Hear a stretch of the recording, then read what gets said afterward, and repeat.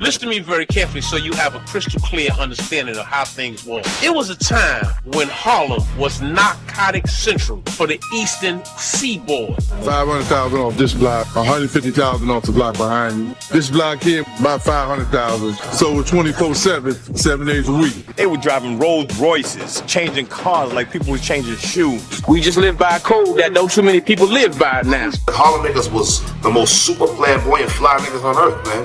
Even the big dudes that was in Queens, the big dudes that was in the Bronx, the big dudes that was in Brooklyn, they was all coming to Harlem. Everything was selling. I don't think nobody in the city was moving like what's going on in Harlem. We was the youngest niggas probably in history to ever do it the way we did it.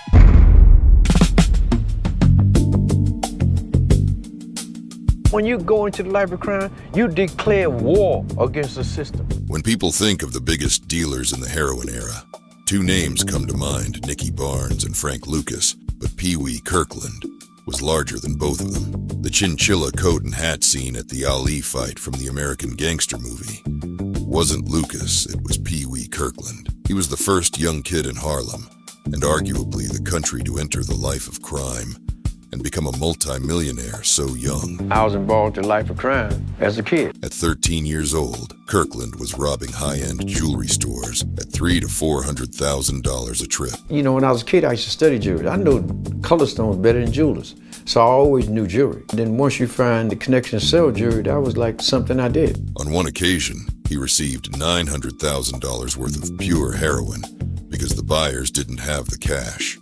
Instead of selling it himself, Kirkland would give the product to someone else to sell while he collected the money. But I just was a young criminal mastermind and had enough sense to understand how to crack that code, and that's what Peewee Kirkland did. All this before the age of 15. His style was unique, and the respect that others had for him carried not just through Harlem and New York City, but across the country as he traveled throughout it.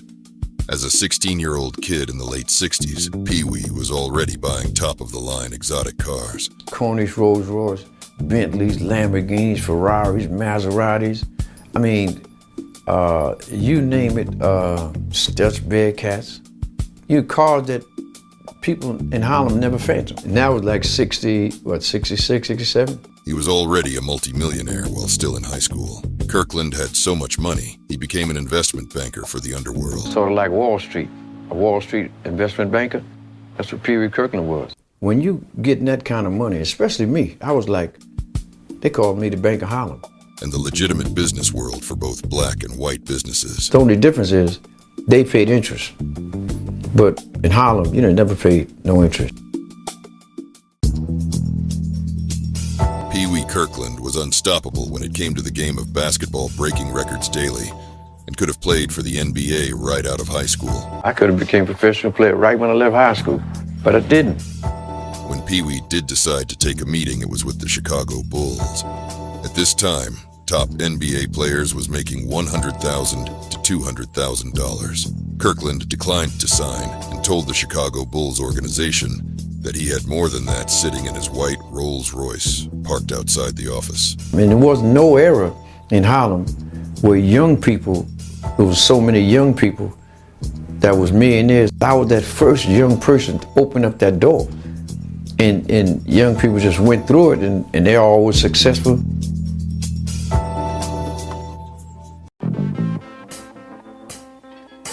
There's a drug crisis in Harlem. It was heroin, and it was heroin in, they said, the black community. It was estimated over 500,000 drug addicts in the United States at that time, and almost half of them were in New York City. And the majority of that half was in Harlem. New York's Harlem, the nation's largest black ghetto, its worst slum, and perhaps its largest breeding ground for crime on the streets. In just this 1 square mile of Harlem, the 28th precinct, police estimate that 20,000 of the 80,000 who live here, 1 out of every 4, are heroin addicts. A Justice Department official says the number is far greater than we care to think about. 116th Street, that was a major block where niggas come through, sit down, talk a little bit, then they go on the 8th Avenue between 8th and Manhattan. But between 116th and Manhattan Avenue, that's where everybody used to hustle at. All the young boys, the original Vigil Young Boys. It's 100 bosses in that area. 100, if not more. Detroit, Chicago, you name it, California, they came to this block.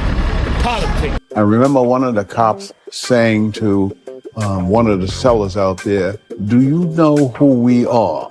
"Yes, but if you're not here to buy drugs, get the fuck off the corner." Big time nigga that come up with Peewee Curtin, call him New York Freddy, fly nigga. First time I saw Freddie Myers, I was going to the cleaners to get like about 4 pair of pants out. He came in there and got like 30 pair of pants. I said, man, who is this, man? They said, man, that's Freddie Myers. He just came home. I said, man, this must be a hell of a fellow, man. We was young kids then, 16, 17. Sometime after that, maybe 2 years later, we wind up being business associates. The money made on 116th Street was something that was never seen before at that time. And to date, there is no record of any one block to ever come close. 116th Street was a multi-billion-dollar block.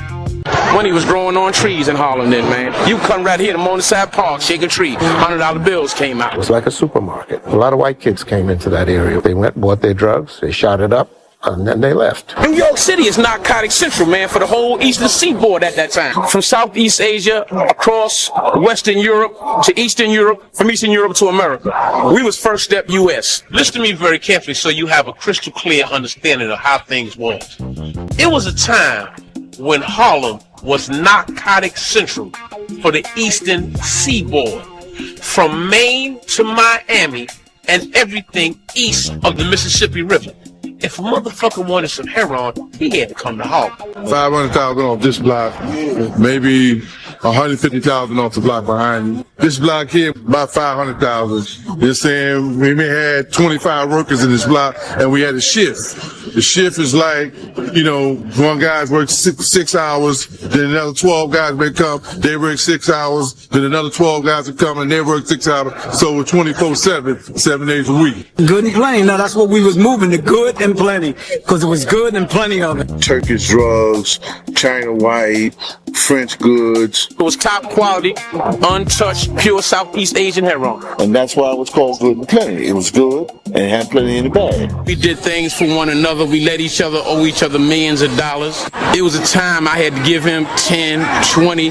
He came and got 20 from me. That's something that the average person can't grasp. They can't grasp a black man being able to do something that Italian boy can't do. Because we had all the accoutrements that people who do what we do have, but we just did it in a quieter way. We just lived by a code that no too many people live by now. It was more motherfucking togetherness. We wasn't fighting. We wasn't arguing. We wasn't doing none of that stupid shit. We was sticking together. You need something done? Boom. Back in the days, if niggas come around, he could be your man friend. He want to get on. Niggas give him a package, put him on. And niggas had love, nigga. It was unity. It wasn't no bullshit with us.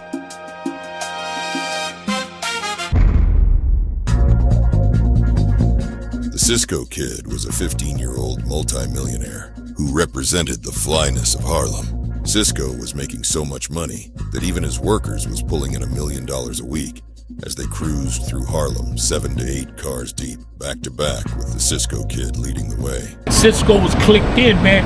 He was clicked in for real, for real. He was fly, articulate, he was smooth, he keeping his mouth shut, he moving just like a motherfucking Don, a real Don. Nigga, when he moved, people moved with him. Cisco was a laid-back hustler with legendary Harlem stories. On one occasion, while being chased by the police in a brand new foreign car, he jumped out, tossed the keys to a stranger, while leaving over $200,000 cash in it, and got away on foot through the streets of Harlem, and never asked for the car or money back. There was no hustler in his time that was flyer in making the type of money he was making. The Cisco Kid even took some spare money and purchased a Las Vegas mansion before the age of 20. There's Frank, there's Ishmael, Gaps, there's Jazz, there's Guy, and myself. You gotta have meetings, man, you understand? And all this crew got on ice, and minks, and two-tone Benzes, and guy wearing Chuck Taylors, man. You know what I'm saying? Guy wearing Converse, Chuck Taylors to meetings. Guy the biggest nigga at the meeting. They were driving Rolls Royces, changing cars like people was changing shoes. They were going on trips. They were going to Switzerland, Italy. People give you props out of fear. People give you props out of respect. He got his out of respect. Tonight, from the village of Harlem in New York City, the world-famous Apollo Theater. At the age of 30, Guy Fisher, who was a member of the council, purchased the famous Harlem's Apollo Theater in 1978. Opening night was a star-studded affair as he booked A-list celebrities from around the country to perform. How many niggas buy the Apollo Theater, man? Let's be for real, man. I mean, we talk about a monument. We talk about a landmark. We talk about, man, the Apollo Theater, man. We talk about my mama was going to the Apollo Theater when it was 75 cents, man. The Apollo was the biggest thing for Afro-American people that was going on. These niggas is getting illegitimate. These niggas are getting no legitimate money. They're getting drug money, man. These niggas buying the Apollo. That was like buying the fucking Empire State Building. You hear me? Every Wednesday, at the Apollo Theater for Amateur Night, Sickle and the 7th Avenue Boys made sure their presence was felt that night, throwing large sums of cash off the balconies to the performers that did well. When you stepped inside the Apollo Theater on a Wednesday night, Sickle made sure that Harlem was in the building. However, he wasn't just Harlem. He was known in various states and carried New York, aka the Big Apple, on his back, or literally on his neck. Sickle had a custom gold apple with the New York City skyline flooded in the most high-end class diamonds. Sickle created a style in the 80s that made the 7th Avenue Boys stand out and was adapted by many. One of many styles was the mink outfits in the winter. Not just the jacket, but the jacket and the pants to match, and not just one. He had mink outfits in multiple colors. For the summer months, he had custom-made silk short sets, or the sweatpants with the silk shirts that was worn regular. The 7th Avenue Boys was a brotherhood, and from that brotherhood, many legends was produced. It's Sick, it's Smoke Black, it's Rick Dog, it's Red, it's Terry Fur, and that's another one I want to shout out. T Fur, he one of the original goons. Niggas talk that goony shit, goons, he stand tall everywhere. D Fur was like the brains. T Fur was a wolf before they started calling niggas wolves. But he was about that life. Fritz was giving you a blessing to give you 50 keys on consignment. Fritz from Harlem, street legends. The kept the hood from starving. If you up that money, you just wanted to it up. So when you talk about Fritz as the consignment king, you talk about he was what people only could dream of for success in the life of dealing with the streets. Fritz was being supplied directly from the Medellin cartel. Fritz was making $6,000 a key just to start and gave it all away on consignment. He was supplying hundreds of individuals and organizations from the 5 boroughs of New York City, the Bronx, Brooklyn, Queens, Staten Island, Manhattan, Harlem, Spanish Harlem, including not all, but some Dominican crews from Washington Heights who bought from Fritz. You know, all the major big ball players he was hitting. You know, you name it, he was hitting them. The money was coming through some kind of way through Fritz. The drugs was coming from Fritz some kind of way. Like in 1990, when we stepped off based on dealing with that situation with the kidnapping and the Dominicans took it up to 40,000, people was going crazy. What, 40,000? No, that's too much. But once we hit back the streets, we brought the prices down to 23. And everybody was happy. Everybody was making money, man. It was a, you know, you had the certain individuals that was into the little killing, but the majority of Harlem was about money.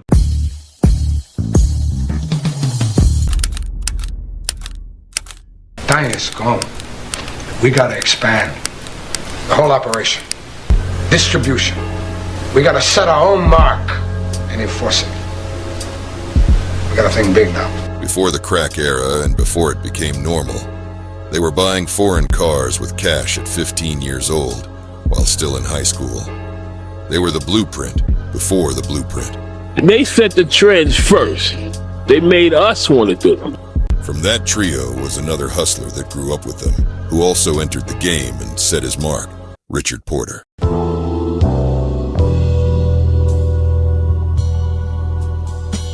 Rich was a real smooth motherfucker, you know what I'm saying? Smoothest black brother out here. Smooth. Style was magnificent. My man was like a star, man, for real. Without the Hollywood, man. I'm riding around with him. They like, yo, everywhere you go, yo, what's up, man? How you doing, man? Everything good? Yo, who that? That's my man. Then he introduced you. Now you know 800 other people now from riding around in the car with Rich one day. You know 800 new people. And it was just like that, man. Wherever he went, man. Bronx, Harlem, everywhere he went, Rich knew somebody, man.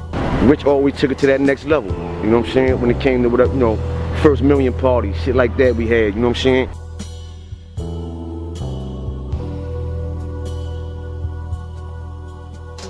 There'll never be another Rich Porter, man. Bottom line, man. While Rich Porter was doing his thing down the hill, AZ was starting his rise when he met Lulu, a connect with unbelievable prices. I was getting joints for a dirt price, man. I don't think nobody on the street can compete with the prices I was getting, and I ain't even want to say the numbers, you know? AZ hit the streets with a new coke gimmick, and it started to make waves through Harlem. He moved from St. Nicholas to his new spot, the Jukebox. Around this time, a young stick-up kid from the east side named Alpo In broad daylight, stick-up kids, they run up. was put on by AZ. When Poe went over there and got that money with them West Side niggas, so I see opportunity, so I said, okay, this is where I need to be.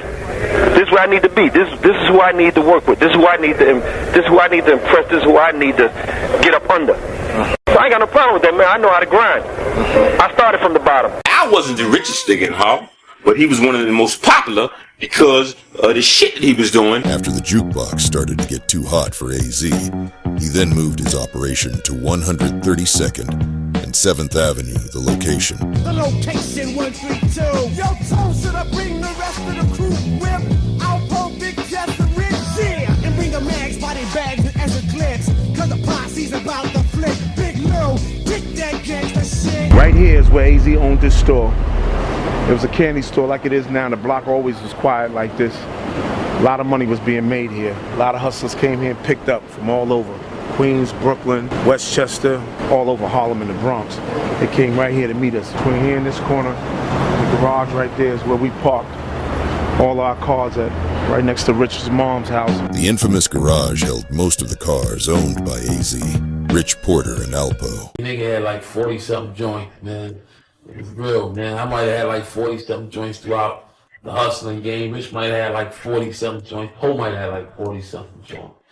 You know, niggas was getting it, man. And then if we gonna take it to the era, wasn't none of them cats doing it like we was doing it. Cause when we was young, we had a garage with cars on every floor, and I'm talking about everything European, man. Yeah. You understand what I'm saying? So if I went to the garage to take the Benz and the Benz was going, I could take the Porsche. And if I went to get the Porsche and the Benz was going, I could take the 7. Yeah. And if that was going, I could take the wagon. And if there wasn't no cars there, I could take a dirt bike. So I don't know none of them cats. All of them is fake to me, man. You bought everything you had with cash. There was no credit, no loans, no lease. And I can recall one day going in a dealer with a magazine and shit, and I wanted the car in the magazine, fuck the cars that was on the floor. The year might have been 86. But I wanted the 88 joint. Think futuristic and get some 88 shit on these niggas. Took the money in there. So if you could get it from me, whatever it is, you keep the difference. You make a few phone calls and he get you the joint. Now you the first nigga in the USA with the brand new 735. Me and A bust out with the 735s. We was the first ones with them.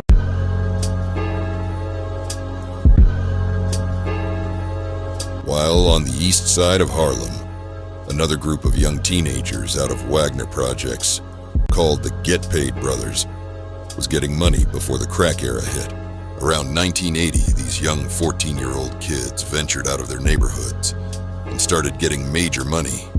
Guys like Billy, Big Lomax, E.G., Fonz, and Bob Lemon, just to name a few, were a major influence on the east side of Harlem. Whether it was flipping bundles of dust on the west side of 123rd Street or any other hustle, the Get Paid Brothers lived up to their name. As years passed, their influence carried well beyond their projects. For example, Fonz was the first to have the Dapper Dan parka. It was said Alpo looked up to Fonz and had Dapper Dan make one just like Fonz. Bob Lemon also continued to represent the name, the Get Paid Brothers, bringing obsession to the East Side, making $300,000 to $400,000 a day. He sat down, brought his plan to the table. It was a wrap. It didn't even take 24 hours to know what that was. The whole lifestyle changed. $400,000 or $500,000 a day. My nigga had a little red Ferrari with MCM seats in it, and the next week he had 750s on the block. The money was coming so fast, and lots of it.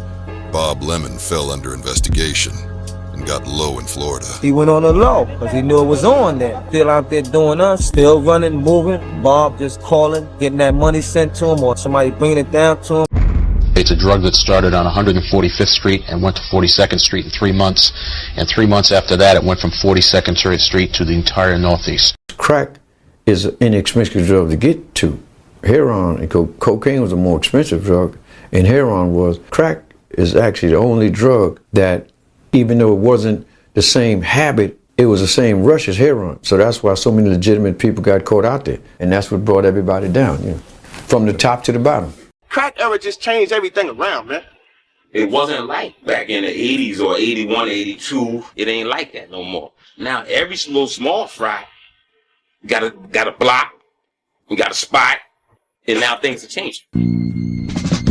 Washington Heights is in the area of a historic neighborhood called Hamilton Heights and Sugar Hill, where hundreds of millions of dollars have been made in the underworld, dating back to the Harlem Renaissance of the 20s and 30s. With famous clubs, restaurants, and after-hour spots, it was black gangsters that controlled that underworld market. The Italians may have had the product, but they didn't control that Harlem area. Once the Colombians stepped in, the Italians was faded out. But so many of them niggas was getting knocked off, and niggas was going to jail, and niggas was snitching on them. So that allowed the Colombians to come in and fill the void. Yo, they started giving it to a nigga cheaper than what the Thai niggas was giving it to a nigga for.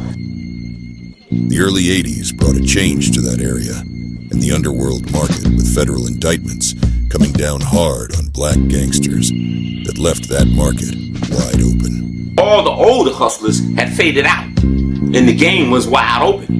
In the early to mid-1980s, the Dominican population grew to over 40,000 in Washington Heights.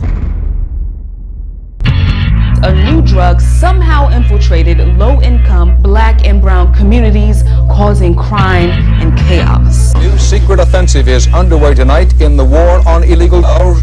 It is aimed at stopping the supply. The United States has sent 6 Black Hawk assault helicopters and 160 U.S. Army pilots and maintenance personnel to Bolivia. America's crackdown shifted the cartels to find other routes. The cartels find new routes for their product. One of them now goes through the Dominican Republic. This is the expanding pipeline. Hundreds of millions of dollars worth of now being flown here from Colombia on the way to the streets of America. The Dominican Republic is the Caribbean's most sought-after territory for traffickers. Many politicians and police here take bribes to look the other way. The average Dominican makes about $50 per month, barely enough money to survive. On the streets of America, they can make thousands of dollars in profits every week. It's a temptation that more and more people here are finding hard to resist. I'll go to America, some Dominicans say, and come home rich, or in a box. They've become the cartel's latest couriers.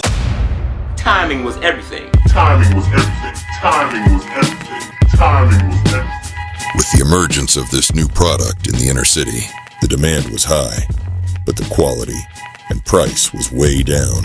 The product that hit the streets in the mid-80s was a cheaper form than what was out in the 70s and early 80s. One reason was a ban on ether, a chemical compound that was once used in the making process. And 2, more hands were involved, allowing it to be stepped on and cut with cheap chemicals before it hit the streets. In New York City, the prices went from $60,000 a brick in 1980 to just $16,000 in 1986. As a record number of product was being sent to America, the cartels needed more distribution outlets. And the perfect timing of the new route to Dominican Republic, with the increasing number of Dominicans coming to America, the new connect to the cartels was established. Now, all you gotta do is have money and you get on. Somebody got $8,000, they a boss. And that creates the chaos. The Dominicans had it, they needed somebody to move it. You know what I'm saying? The blacks was the ones that could move it. I was afraid we might be able to discuss a little business. Man, the money's scattered, which is crazy. I'm telling you, dog, it's a gold mine out here. By the mid to late 80s, the East Side was making a serious run with million-dollar blocks up and down First Avenue. First Avenue was a market. Every building in the project had a different color top. From First Avenue to Second Avenue, 3rd, Lex, Park, Madison Avenue, 5th Avenue. Harlem was getting money from the Bow brothers on the East Side to the Frost brothers on the West. Back in the 80s, Harlem was popping. It was so many people doing their thing. Lennox Avenue, 7th Avenue, 8th Avenue, St. Nick. You had Hunt 32nd and 8th, Hunt 44th and 7th, Edgecombe Avenue, Hunt 45th. Jamaicans had that on lock. Hunt 43rd, Hamilton Place. Amsterdam, Bradhurst. Hunt 29th and Lennox, Hunt 29th and Madison. You had a Hunt 12. Edgecombe, Manhattan Avenue, Broadway, and all the side blocks. Millions was being made daily by young teenagers. The Harlem niggas was the most super flamboyant fly niggas on earth, man. Even the big dudes that was in Queens, the big dudes that was in the Bronx, the big dudes that was in Brooklyn, they was all coming to Harlem. Everything was selling. I don't think nobody in the city was moving like what's going on in Harlem. We was the youngest niggas probably in history to ever do it the way we did it. There were many in Harlem who was getting it.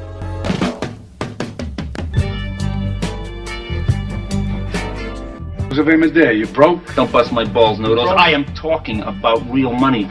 This is real money to me. It's a lot of money. You want any of it?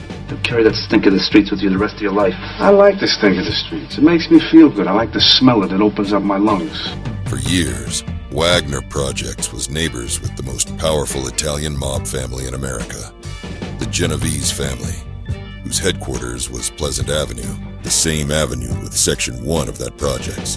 Also, the original Purple Gang, who years later was adapted by a crew a couple blocks up that was dominating the crack scene in that area, the Purple City Crew. I came up with an idea. I said, fuck it, when I come home, I'm gonna start selling $3 bottles. Purple City was bigger than just a neighborhood, you know what I'm saying? They had purple everything. You hear what I'm telling you, my man? BMs with purple neon lights under the bottom. Purple 850. Niggas had purple faces in their Rolexes. Lives was so crazy that we had to be on the other side of the gates that surround Taino. We wouldn't get mobbed by the fiend. Every motherfucking day from 7 in the morning to motherfucking maybe 4:30 the next morning. You probably only had 2 hours and a half to rest, man. Nobody used to sleep because the money was so good. Outside. Your car was parked there, I'm stretched out on your car. For the first time in a while, it was a quiet night in what drug dealers dubbed Purple City on 122nd Street. Tonight, that operation is shut down. I was in the investigation for 2 years and shit. They knew every motherfucking stash house that I had. They knew every crib that I had. You know, they even know the house I had in Puerto Rico. They knew, you know, they knew everything and shit by then and shit. So they already owned me like a motherfucking cheap suit. They are the Purple Top Gang, known for the crack vials with purple tops. And 2 of them are hiding from police right now, but other suspected members are locked up tonight. In an early morning raid, police arrested 8 gang members and seized half a dozen cars with purple running lights. Manhattan DA Robert Morgenthau says the group ran a $14 million a year operation. By the late 80s to early 90s, the crack era was still in effect. Although many young kids had already made millions from it, that didn't stop a new generation from tapping in. Rewind!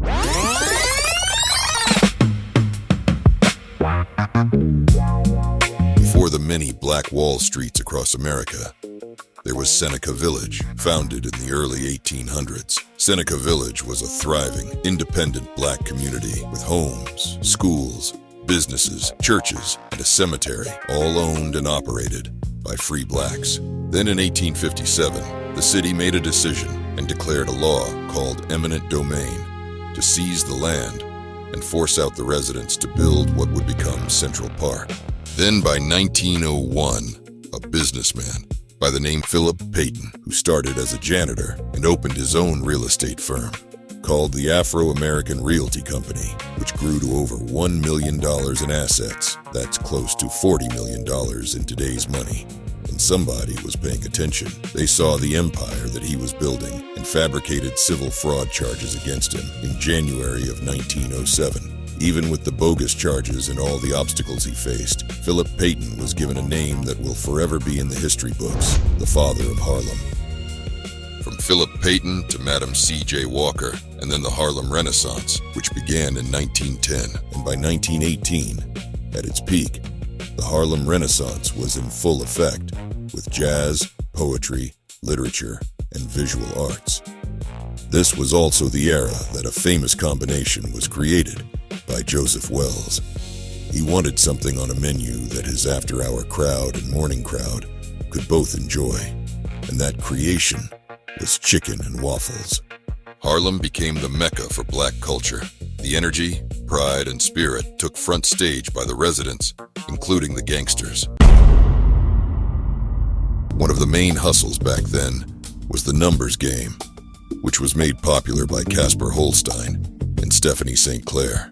Sir, 456, right? Right on, baby. Mr. Porterfat, Ace Deuce Trey. On time as she came. How a man can remember all those numbers without writing them down is a real deep, dark mystery to me. The 1930s also saw the rise of Bumpy Johnson. Back then, you couldn't come past 110th Street, Harlem, without talking to Bumpy Johnson.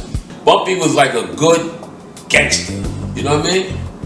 According to what Chisholm told me. I got with Bumpy Johnson in the 40s. You understand? We control the drug, like the kids nowadays don't do it. The beginners them had it, but we control it in this form. Anything that's done in your neighborhood must be controlled by you. In other words, no one could sell nothing in our neighborhood unless we give it to them. Wells Restaurant, 1968. Bumpy Johnson passes away, and everything changed. The government took over the numbers game and created the lottery, and Harlem was immediately flooded with H. H and C became the economy for the underworld. Even though it was unhealthy and not right, there was order.